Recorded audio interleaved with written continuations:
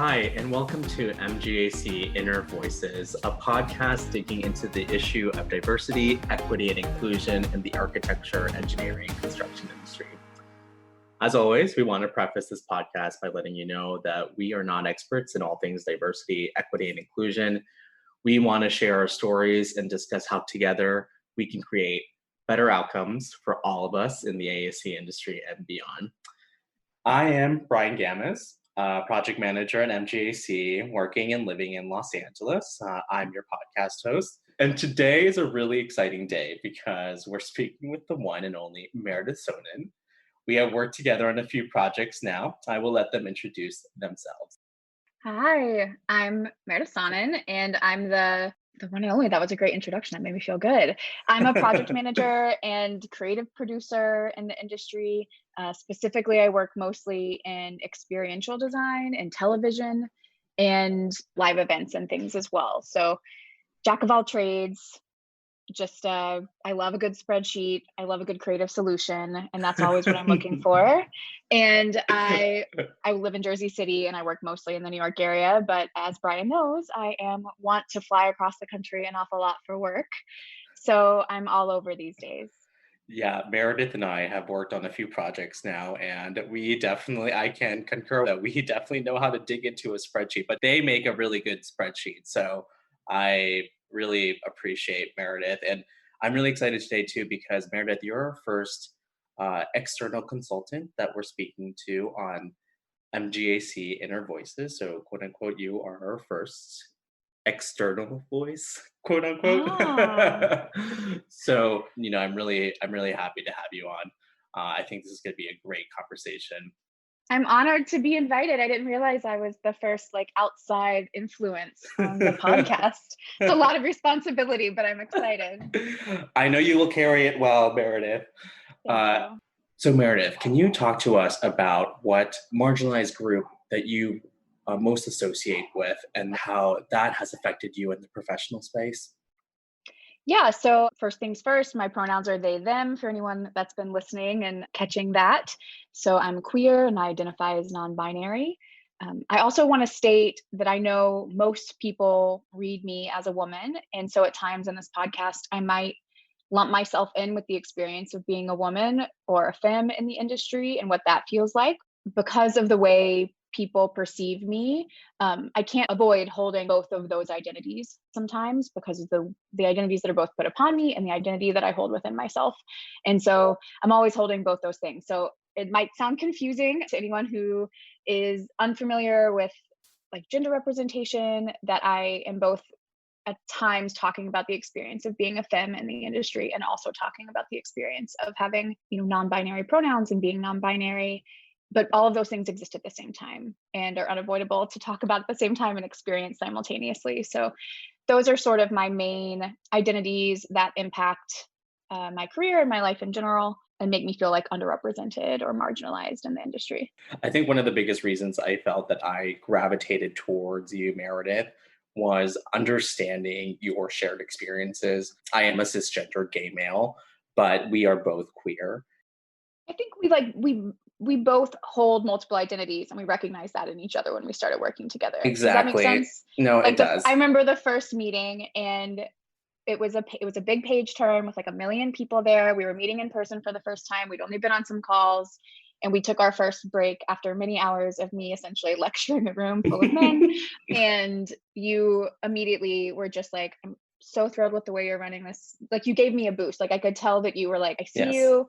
I understand that you and I are both in a certain maybe at a disadvantage in this room, and I'm here to amplify you and I'm here to support you. And that turned our relationship in a great way because I didn't really know you. We hadn't communicated very much, and it felt immediately oh, this room is a little bit safer. This room is a little bit more supportive. And I think we've really, when we do work together, we really try and make sure that that's upheld. And even when we disagree with each other, because, we represent different interests sometimes, right. Contract negotiations or whatever, I think we always have that common friendship thread and understanding with each other and empathy with each other. I'm never worried you're talking to me a certain way because of my identities. And I hope you feel the same way with me because we've talked openly about it. When I first met you, I immediately knew that this was a safe space and I I was very appreciative that I was meeting someone who could understand my experiences, albeit a little different, but we were still there to support each other. And I think that's why I really respect you, Meredith. And I really appreciate all the work we've done. And as Meredith has said, we do represent different interests, but we have that empathy and that friendship that really gets us going in the right direction. So I want to go and dive into some of the challenges you have faced, Meredith. And I wonder if you can talk about what challenges you have faced in the industry because of how you identify. Do you have any experiences that you would like to share? Of course. Do you mind if I give a little bit of context about what specifically I do for anyone who doesn't know, to make this make a little bit more sense? So, long story short, I'm a freelancer in live events, experiential branding, experiential events and design.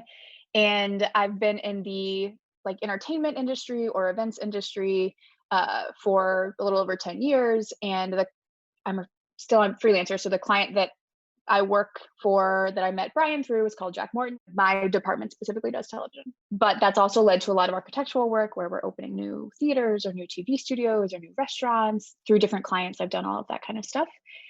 And I started as a theater person. I came straight out of college. I wasn't entirely sure what I wanted to do with theater, but I knew it was theater. And I am very grateful for my first few years when I sort of didn't know what I was doing and needed money and would take whatever job anyone offered me. So if you needed theatrical lighting hung, I would do that. That's fine. If you wanted scenic painting done, sure, totally down to do that. If you wanted carpentry or box office or whatever, I was willing to do it. And I'm grateful for those years because eventually I was getting credits as a master carpenter for a show. On the same season, I was the assistant stage manager on a different show.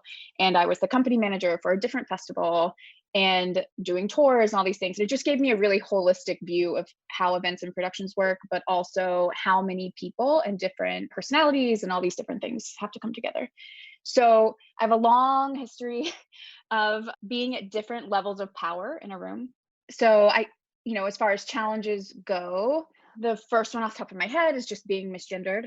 It's interesting because, my pronouns, I haven't always told people my pronouns were they, them. I didn't even know my pronouns were they, them for a really long time. I was Interesting. lucky.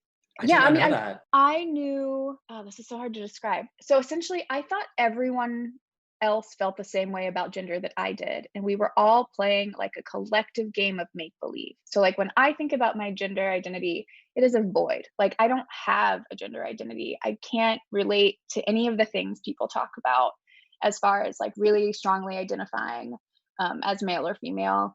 And it was an emperor's new clothes kind of thing for me. I was why are we all pretending this thing matters when we all know it doesn't? This is so weird, this collective societal pretending that we're doing. And I was obviously wrong. I was the outlier. I was not feeling the same way a lot of other people feel, but it took me making mistakes, and it took me meeting trans people who had such a strong gender identity that they were willing to go through a full transition. They were willing to go through all sorts of barriers and obstacles to get to know themselves and really represent who they were.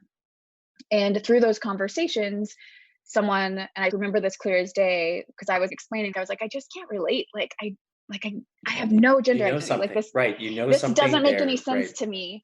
And that person was just oh yeah, that sounds like you're genderqueer. That's what that sounds like. That doesn't sound like someone with a binary gender identity. There's a word for that. At the time, the word was genderqueer. This is years ago, and language has evolved. And so, I kind of started there and did a lot of research and stumbled around, and then was lucky. I was working in a lot of queer spaces because of theater. And so some of my friends were well, let's just try out they, them. Just us will use it. And if it feels good, we'll keep going with it. And if it doesn't, you'll go back to she, her, or whatever you want, go with a neo pronoun or whatever. And we tried it out and it felt great. And then I just started opening that sphere more and more. So more and more people, I was welcoming into that sphere. And, now I'm in my mid 30s, and now it's on my resume and it's in my email signature, right? Well, pronouns have become a really important place in our workplace. Even at MGAC, we've rolled out pronouns too, because it's such a huge part of one's identity. I'm really happy for you, Meredith, because you resonate this confidence now. There is a confidence to you that speaks in your work, but also when you're leading meetings and also personally. And I love hearing these stories about how one comes to accept themselves because I've had a long road as well.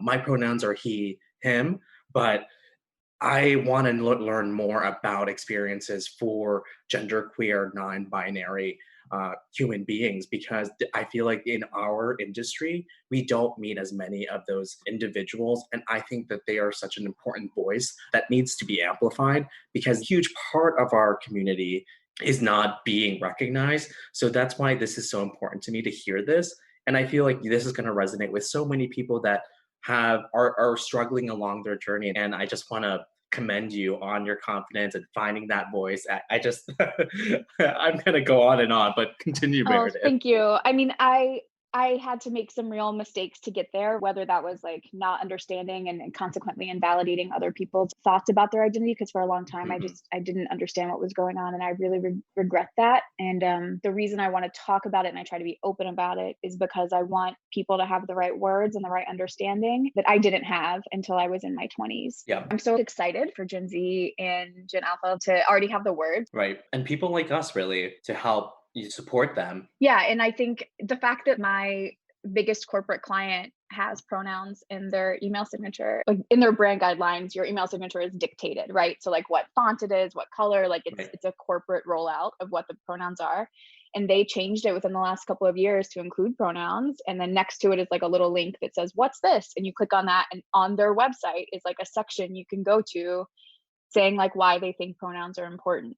And that's huge. I feel like we got off the original question. You were talking about giving context about who you are as a person Yeah. and the challenges that you have faced in the industry.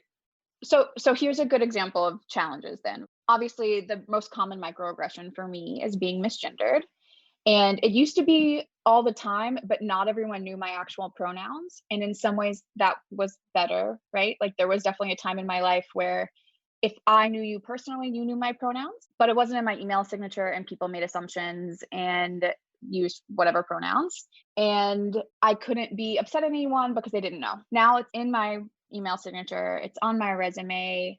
Other people refer to me by my correct pronouns.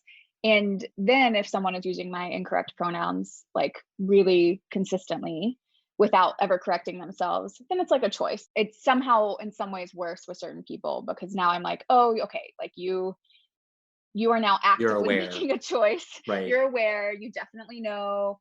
You've probably had to go to some sort of DEI training in the last few years to talk to you about this. Most companies have something required like that, and you're still making this choice.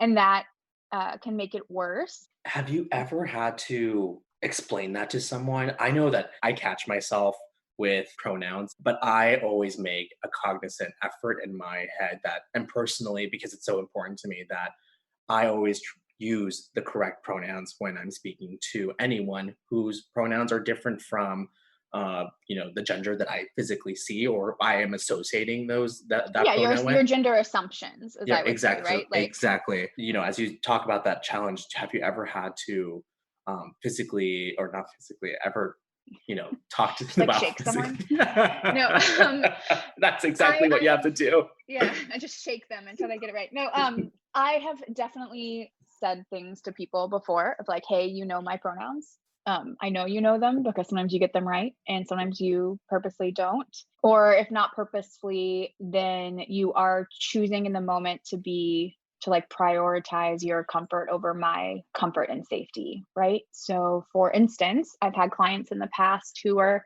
pretty good about using my pronouns when we're talking and interacting. But then when we're talking to a higher up or we're talking to the exterior client or whatever, all of a sudden, all of that's gone because they don't want to have to explain why they're using they, them pronouns for me. That's an interesting thing that I've noticed where people to my face will use the right pronouns, but then in an email to someone else will misgender me. which almost takes more work because you're like typing it out and proofing your own email. Or in a call to clients will misgender me. But if it was an internal call, they would be correct. They would do the right thing. But in an external call, they don't. That is, that's almost painful to hear, especially being kind of one of those external clients for and projects for yourself, Meredith. I know that when I'm communicating to others, if we are speaking about our project, I always intend to use the correct pronouns, even if you're not in the conversation, emails, whatnot, Yeah, no, and because it's a I've matter seen of you like, respect.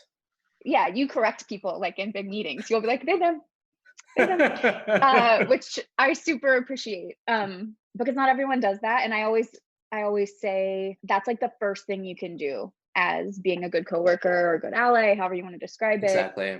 Just casually correct people. The only way people will get good at pronouns that they aren't used to or are changing for someone is if they practice, right? Right. And the best way for that to happen is when someone is talking about me and I'm not around and everyone is holding each other accountable, right? So like if Right. people are having a meeting that I'm mentioned in but I'm not actually present in, if everyone can hold each other accountable there, it'll get so much easier in every other meeting. I got married this last year and Congratulations. thank you. Yes. My husband, leading up to the wedding, we were talking about what we wanted. And one of the things I wanted was to be misgendered as little as possible throughout the day. And it's hard because it's the wedding industrial complex and Mhm. there's all these vendors who don't really know you and a million caterers and all these people. So I knew it wasn't possible to totally have like a day where no one said bride to me or whatever, right? Like I set my expectations reasonably. But we did make a point of really talking to all of our extended family and our close friends and making sure that everyone could hold up that end of the bargain. Essentially, we were like, hey, some of you have known this for a really long time, and it's the wedding. There are people I didn't know very well that were there as well, right? Like As there's always, it extended always family happens. It always and like happens. significant others of people I haven't seen since college and whatever.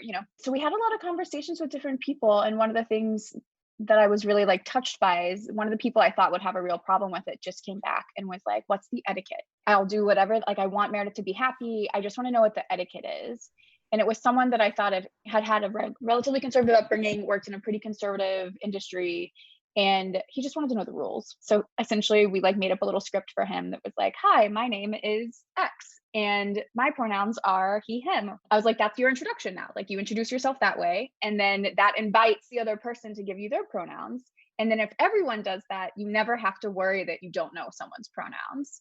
I think that is so important. And that's something that I think is important in industry things, because one of the things that I've said to people is like, at this point in my life, I don't mind having my pronouns in my email signature. It's fine, but don't ask me to out myself to every single person that I interact with if you were not going to hold yourself to the same standard of supporting me in those Mm, situations. right. Because almost all my clients now, that's their standard email signature. And for years now, that's been like happening more and more. And it started with my like cabaret clients and my theater clients. Now the fact that it's my most corporate clients too is wonderful. And I've watched in the same wave, I've watched this question sweep that if you are going to do introductions where everyone has to state their pronoun, or it's going to be an email signatures or like whatever the thing is, there's an upside and a downside to that. And if you are going to institute that at your organization,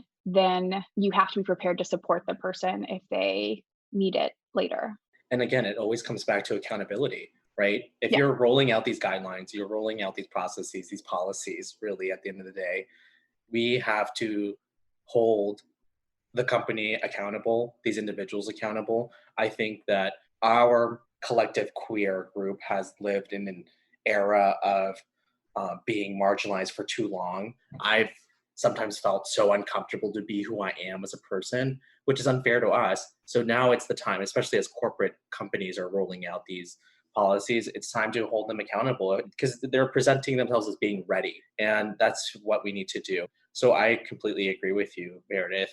Have you ever had to, adapt who you are in the workplace, Oh, maybe earlier in your career oh, or every day. Today, I had other video calls today, right? And I sat and stared at how much makeup I was going to wear, what shirt I was going to put on. I was meeting some new people today. Is like presenting more femme or more masculine going to serve me better in those particular interactions? It's a million decisions Interesting. all the Yeah. time. And like if I'm going to a construction site, sometimes I'm on a construction site, Yes. then same thing. Will I be treated better or worse if I present more femme that day? And it doesn't really matter. Like I have a pretty flexible gender presentation. And so some days I want to dress more masculine, some days I want to dress more femme, and like some days I want to wear lipstick and some days I don't, whatever the thing is. And I have to weigh all of those decisions really carefully. It's interesting how our society's standards of beauty are really ingrained in our heads, and how that we we understand that how we present ourselves is going to impact how others perceive us and how they interact with us. So I think I've talked about this with other guests on my podcast, especially Black women. I'm happy that you're sharing this experience, because I think people need to hear this experience, that it's unfair to us to have this idea of discomfort and trying to wash it away by trying to present ourselves in a different manner. That's not really who we are. Yeah. And I'm lucky, right? Like I'm like a relatively conventionally attractive white femme. I have lucked out in a lot of ways, and there's less weight in the way I present myself than there would be for a Black woman, for instance, right? Like there's decisions that are easy for me, that will have minimal impact, and I'm very grateful for that.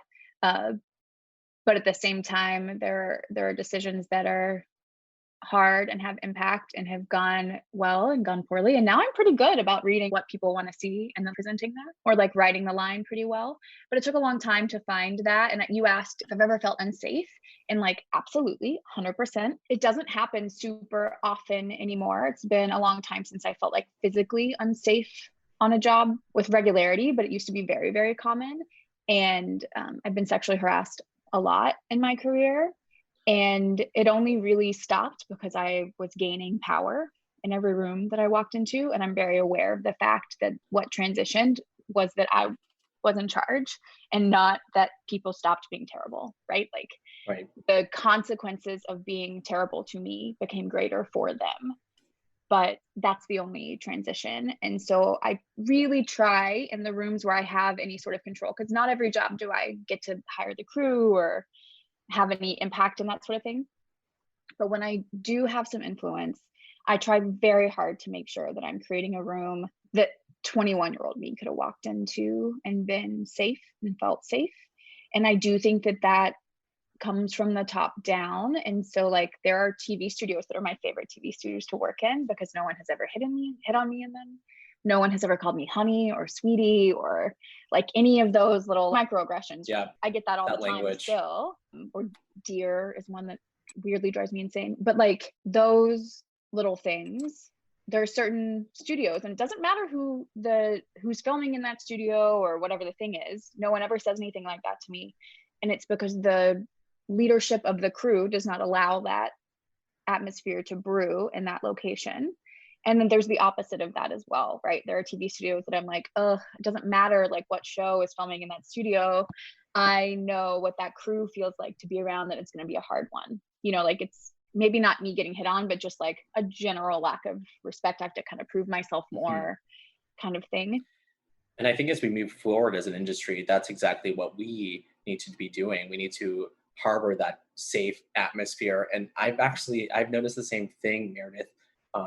As I've gained quote unquote more power, I have felt more safe, presenting myself as a person. So that resonates with me. And the language, I've never had experienced dear or honey, but I've seen it happen. And when I was younger, it was these older white men speaking to these women. Because I was younger in my career, I didn't know what to say, but in my head, I'd always go to whoever it was and be like, are you okay? Because those microaggressions are not okay. And typically when I spoke to those individuals, they'd say, I've experienced it a lot, but now I know how to deal with it. So, and because, when I was younger, when I was 22, 23, I question, is it my place to say something right now, or am I going to get reprimanded from this higher up? They didn't know how to navigate that situation. Well, and it's interesting how it like trains you too, right? So I used to put up with that a lot at work. It was really hard. It was like a thing that I dealt with all the time. I would purposely dress very masculine and never wear makeup in front of anyone I worked with at certain locations to minimize it as much as possible, which increased harassment in some ways, but like decreased sexual harassment. Like I used to have to make a lot of really tough decisions just in getting dressed in the morning, much less who I ate lunch with and who I was Mhm. alone in rooms with and all of those things. But, a lot of that has gotten better. And then last year, I actually got hit on pretty aggressively on a job site, and it built up over a few weeks. And I didn't really know the person. They weren't on my crew. They weren't like a direct report to me. I didn't know who their direct report was, but it happened enough, and it was amazing how quickly when it finally crossed over from being like, this guy's like a little too chatty to me, to like him saying inappropriate things very quickly to me. I was just like, oh, I was so surprised, and how quickly I felt young and helpless again. Like how fast all that power that I felt like I had built up and had protected me in a lot of ways disappeared. And that's from years of being powerless in those situations. And I used to never, when I was really young, I like didn't know how to report things. And then I think one of the problems with especially like the starter theater industry that I like when I was really young, I was doing essentially like very low budget theater shows to regional theater, maybe to off Broadway kind of stuff. And there wasn't a structure for who to report things to, right? Because the Mhm. company is so small, it's like Mhm. scrappy, it's probably nonprofit. There's not like a single accounts payable person, much less an HR person, right? Like everyone's Yeah. wearing like 50 hats and you just don't know who to go to. And I think that is part of the problem, that the leadership doesn't make it clear like who to go to and who you could trust to talk about those things. And that's something I think is important now as we move forward as an industry, is making sure that there's like a clear, who do you go to if something happens? What's the process? Where can someone go? Because it's so jarring when it happens, and to have a structure in place so that I don't have to wonder who I go to or think about it or send Yeah. a couple of tentative emails to try and figure out who I would talk to about Right. it. Taking those decisions out of the equation so I know exactly what to do is such a helpful thing you can do to make a safe work environment. It's interesting because when those incidents do happen, I think I sometimes get lost, especially in the moment. You're like thinking, whoa, what just happened? And you said you feel powerless. You're thinking, well, did they mean? I start to question myself. And Yeah. that's the worst part about it. Because then at that point, it's like, wow, you really have lost your power and you've given your power to this other individual who doesn't deserve that power. And you think, is this worth reporting to? Does this make me seem weak? And at those times, I think now, as you said, there are reporting structures in our companies, but I still sometimes feel like I don't want to lose myself in those situations and panic and start to question myself and lose my confidence in my abilities to protect myself, and also at the end of the day to protect others from so that it doesn't happen again. How can we move past this discrimination and really focus on a better industry, which you've already touched upon now? Yeah, I have such a strong belief in good leadership. I've worked in departments where the leadership was great. I've worked in departments where the leadership was lacking. And that is really the difference. Like all the talent in the world can be there, all the resources can be there, and it really comes down to leadership. And just having someone who is willing to acknowledge they need to change, is willing to acknowledge they need to grow, and is willing to prioritize it. Yeah. And like I was saying, like everyone's been to a DEI training or a DEI event in the last couple of years, probably, right? Right. If I show up to one of those that a company I'm working with is like, if I get an email about a speaker series or like whatever the thing is, and I show up to it and not a single person in leadership is on that call, I know exactly what they prioritize, right?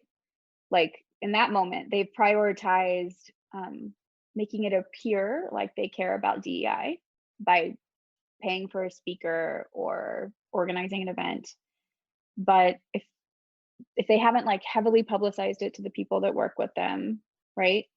If they haven't encouraged people where they can build that time, because I know a lot of people If they have unbillable hours, they don't get paid for those hours, or if they have unbillable hours, they feel the pressure to not attend that training because they, like, give people a Mhm. job number to bill it to, remind people about it, encourage people to attend, and then have your leadership in those meetings and make it so clear that it's important for everyone to be there, right? It really does start with leadership recognizing all of that and really Yeah, and being involved. it can be so good. Like I recently did an interview. One of my employers had me do an interview for National Pronouns Day, and I did it, and they published it on their blog, and then it was like sent to the whole company, which was wonderful and terrifying. And the president of that company, like the North American president of that company, immediately sent me an email after reading it and was like, "Thank you so much for doing this. I realize probably in some of our interactions I've misgendered you, and I am so sorry."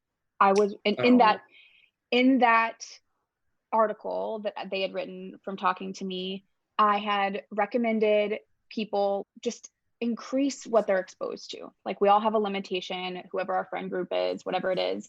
Follow people on social media you would never have followed otherwise. Do whatever it is to increase the spectrum of the world that you see, right? mhm. And Don't that live in a will, bubble. don't live in a bubble, and like make yourself hear about different experiences. And I do the same thing. Mine have gotten increasingly radical that I follow over years to like keep pushing myself. But I think that's the only way. And yeah, this person who had, I'm sure, a million things to be doing, then had an email exchange with me about what social media I recommended. And he Mhm. immediately started following all of them. And it That's great. was amazing to feel not only had he taken the time to read the thing, right? Which I'm sure a lot Right. of other people did not. He took it to heart. He apologized for what had happened in the past. We hadn't worked together a lot, but we had like been in meetings together. He acknowledged that he had probably messed up, immediately took ownership of it, said he wanted to do better, and then took steps. And that's all you can ask of anyone, right? Yeah, Is to it like is. acknowledge what they've done, apologize for it, and then do better in the That's future. emotional and mental maturity that we're all Yeah, seeking from our colleagues. I was blown away by that. I love that. I think, I always hope that when we're creating these safe spaces and say there is a microaggression or treatment that you want to report to, I always have this hope that the person that you're in HR is understanding and is going to be supportive, because I know that there are probably teams across this country that you'll report to HR and they'll be dismissive, and that's probably one of the worst things that that person could face, because then that continues to marginalize the group and also creates an uncomfortable and really not a safe space. So that's one of my biggest concerns, and hope that HR creates that safe space in that individual who is in that position. I know that we've been talking about behavior and discrimination and just our shared experiences, but I want to move on to and we've already kind of touched upon this, Meredith, but the advantages of diversity and why you're such a strong asset to the team. Can you elaborate why DEI is so important in the workplace? We've already touched upon a few of the topics, and then also, I mean, I have to all our listeners, I don't even have to tell you why Meredith is a strong asset to your team. They need to be hired and be on that Thank you. project Thank team. you. This is the A Find team. me on LinkedIn. Yeah. Um, yeah, I mean, I just think unregimented thinking or like a lack of boundaries in your thinking is valuable, and nothing important or beautiful or groundbreaking has happened because people weren't pushing boundaries and thinking outside of their lived experience and pushing past their lived experience to that date. And I think having to live that every single day also makes me good at bringing that into creative brainstorming sessions or how I think about a budget or whatever the thing is. Like I'm just not as binary in my thinking because nothing in my life is a binary. And I find that that's really important. I also, one of the pieces of feedback I get a lot that I'm very proud of is that I create a good environment to work in, and that I can turn a very tense team into a team that really gets along. I agree with that. Thank you. And like wants to have that weekly meeting, wants a little fun in their week or whatever the thing is. And I don't know if you can find that everywhere. I know that that's something unique that I bring to the table, that I can make people like each other by finding out little things about people, like bringing personality to the table. And that is a skill I learned through my experiences of being marginalized. That's a skill that I definitely value of you, Meredith, especially in our meetings.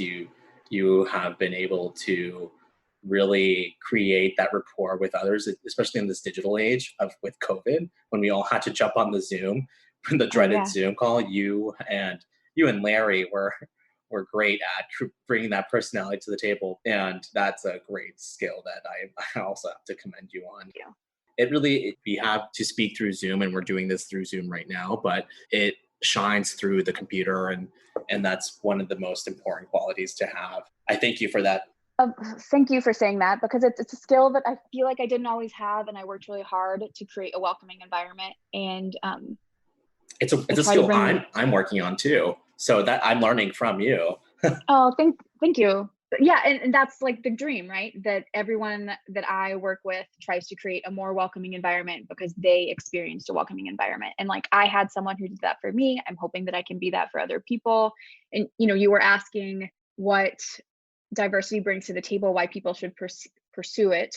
And I would say like a lot of it is just like, it's the ethical choice. Like you should just do it because it's the right thing to do. But if people are trying to make like an economic argument for it, I would also just say like, why would you bring 5 people into a room that have all had the same experiences and the same education? They've all followed the same path, and you're trying to forge a new path. Wouldn't you want someone in the room that has different experiences and a different education and different artistic influences and all of these different things?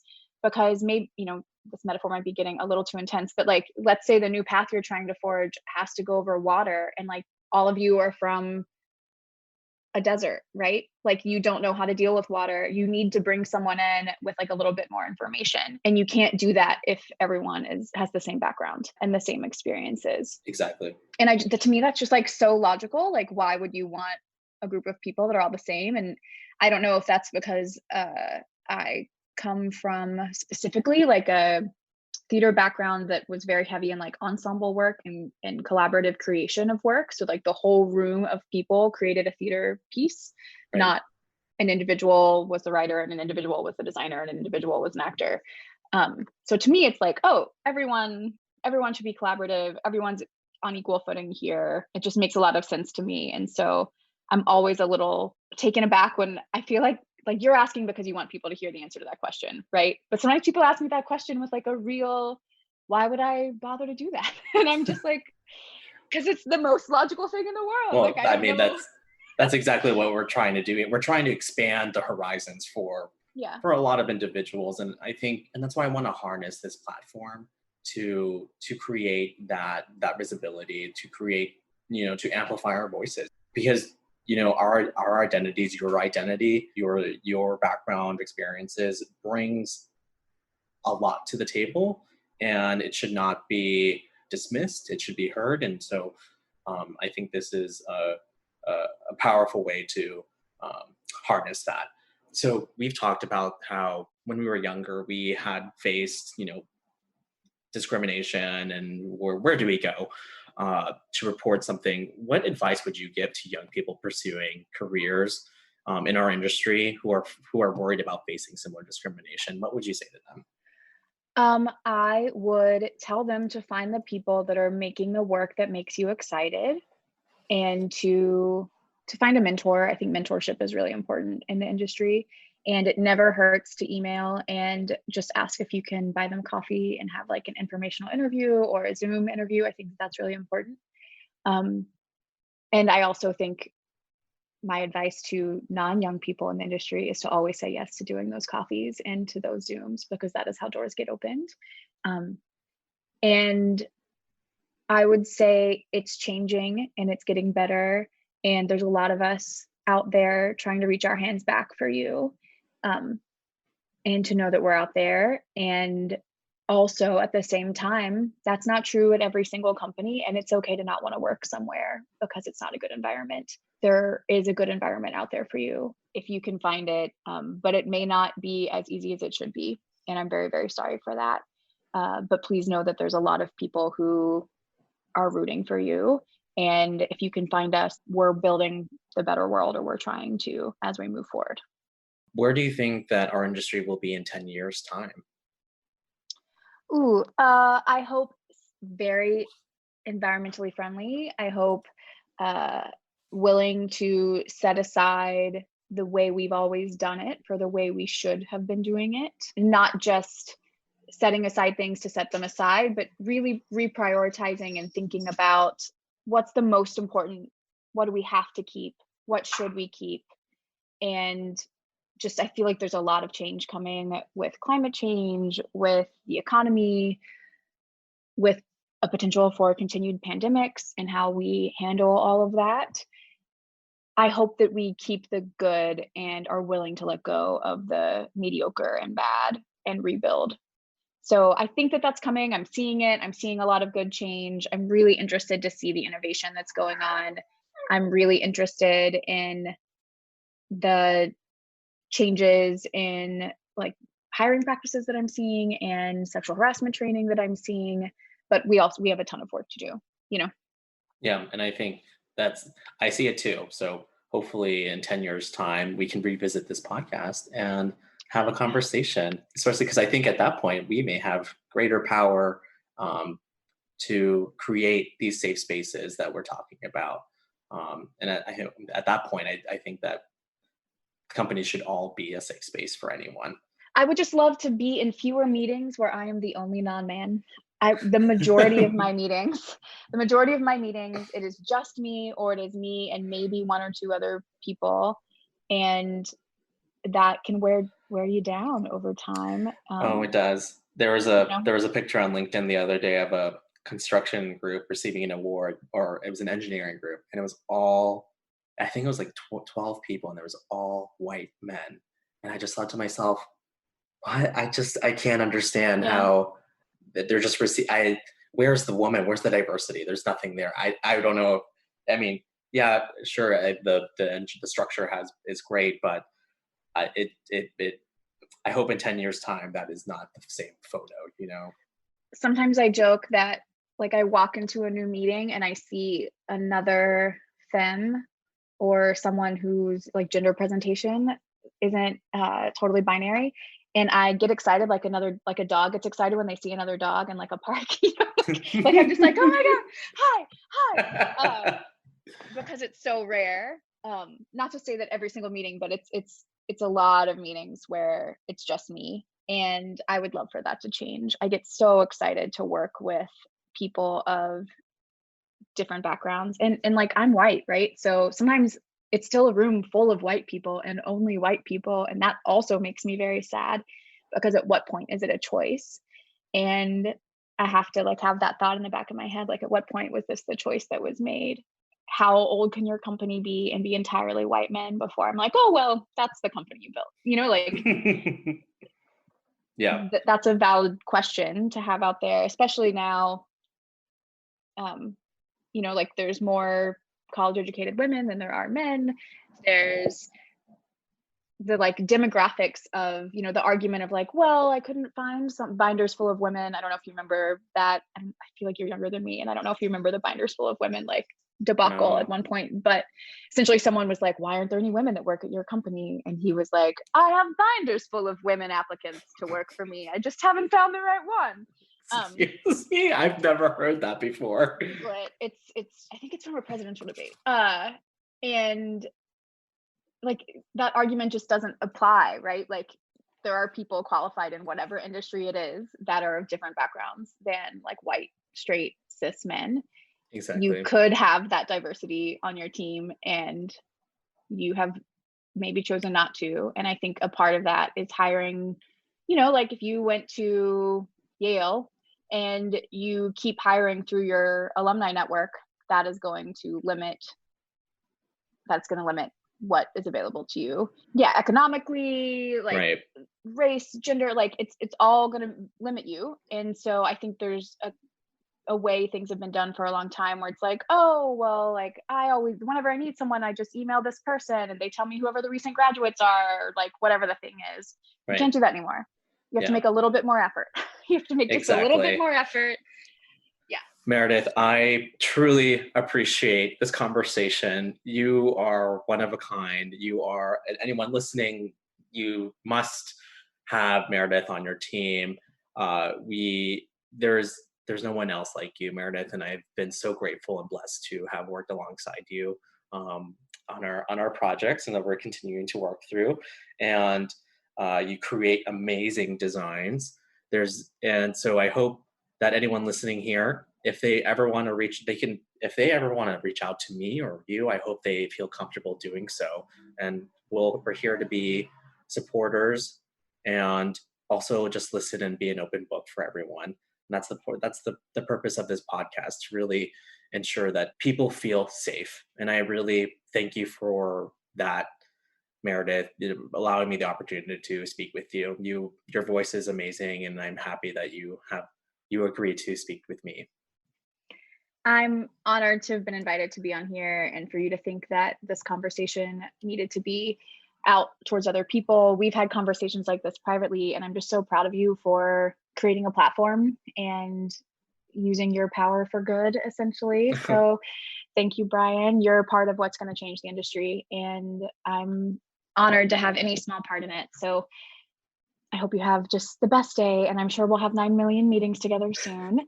Thank you, Meredith. You make my day brighter whenever I get a chance to speak to you, and thank you for all that you're doing. Thank you. Well, with that, everyone, thank you for listening to this episode of MGAC Inner Voices with our first external consultant, Meredith Sonnen. Check back next month for our next episode. Bye, everyone.